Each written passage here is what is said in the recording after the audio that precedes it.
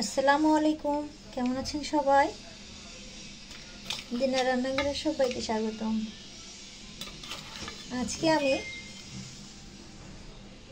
এই যে আমাদের খুলনায় নদীর ট্যাংরা মাছ, এই ট্যাংরা মাছ আলু দিয়ে ভুনা করব।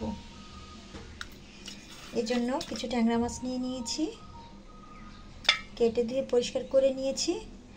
এখন লবণ আর হলুদ দিয়ে 10 মিনিট মেখে রেখে দেবো।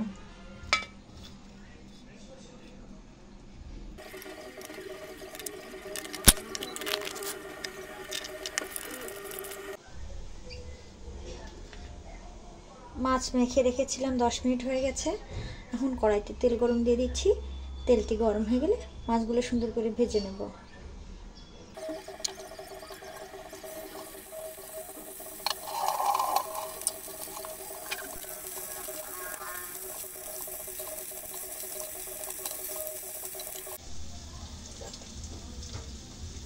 মাছ ভাজি ভাজি হয়ে গেছে।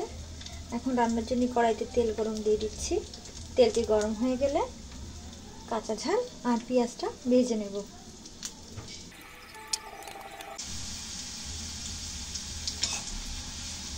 পেঁয়াজ ভাজি ভাজি হয়ে গেছে।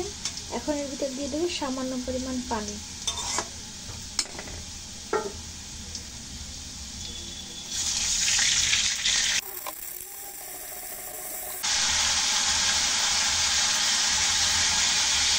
এখন দিয়ে দেবো পেঁয়াজ, রসুন আর আদা বাটা।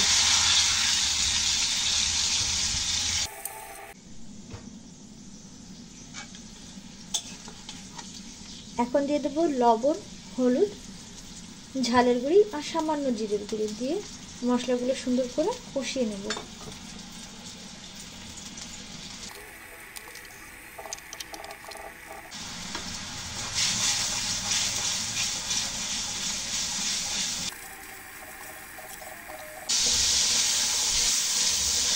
মশলাগুলো কষাই হয়ে গিয়েছে, তেল ফুটে উঠেছে।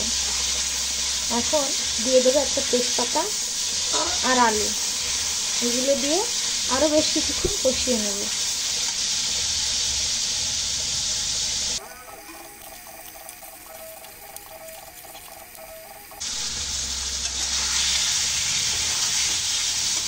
আলু মশলার সবার সঙ্গে ভালো করে কষাই করে নিয়েছি।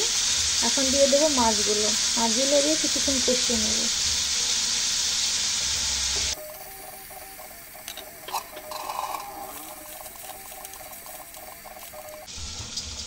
সব কিছু সুন্দর করে কষাই করে নিয়েছি। এখন দিয়ে দেবো ঝোলের পানি। ঝোলের পানি দিয়ে ঢেকে দেবো।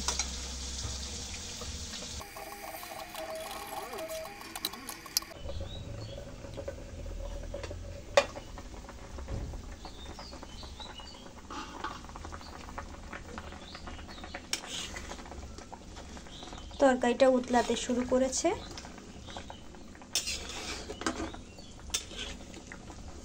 এখন চুলার আঁচ কমিয়ে ঢেকে রাখবো। ঝোলটা নিয়ে তেল ফুটিয়ে নামিয়ে নিলে তরকারিটি তৈরি হয়ে যাবে।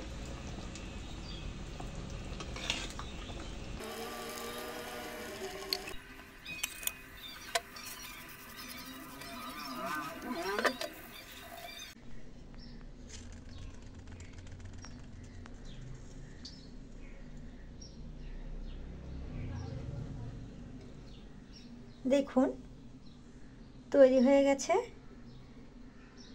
মজাদার স্বাদের ট্যাংরা মাছ ভুনা। দেখতে দারুণ, খেতে অনেক চমৎকার, আর খুব কম সময়ে এটি তৈরি করে নিয়েছি। আপনারা এইভাবে তৈরি করে খেয়ে দেখতে পারেন। তরকারিটি আরও স্বাদের জন্য ভাজি জিরের গুঁড়ো ছিটিয়ে দিচ্ছি, খেতে আরও ভালো লাগবে। ভিডিওটি দেখার জন্য সকলকে অনেক ধন্যবাদ।